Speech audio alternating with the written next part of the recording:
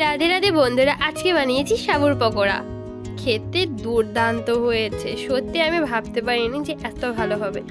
আর তাই চলে এসেছি আপনাদের সাথে শেয়ার করতে। আসলে আপনাদের সাথে শেয়ার না করলে আমার আজকাল ভালোই লাগে না। চলুন দেখে আসি। প্রথমেই আমি 100 গ্রামের মতো সাবুদানা নিয়ে নিয়েছি। এটা হচ্ছে বড় দানার সাবুদানা, চেষ্টা করবেন সবসময় বড় দানার সাবুদানাটাই নিতে। এরপরে হাত দিয়ে খুব ভালো মতো আমি 3 থেকে 4 বার ধুয়ে নিয়েছি। এরপরে হচ্ছে সারা রাত অল্প জল দিয়ে আমি ভিজিয়ে রেখেছিলাম। এরপর সকালবেলা এর মধ্যে দিয়েছি বড় একটা সাইজের আলু।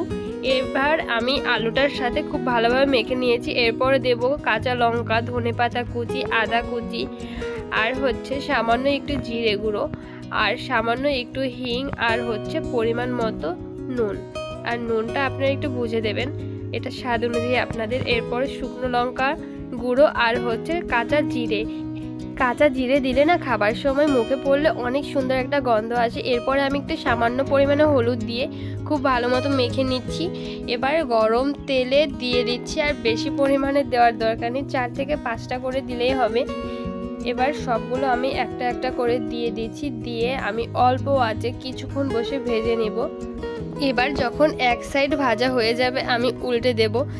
এরপরে উল্টে দিয়ে দিয়েছি, দেখতেই পাচ্ছেন কত সুন্দর হয়েছে, আর অনেকটা কিন্তু ফুলে উঠেছে। এত সুন্দর হয়েছিল যে আমি আপনাদের ভাষায় বোঝাতে পারছি না। আপনারা অবশ্যই বাড়িতে করে খাবেন, আপনারা বুঝতে পারবেন।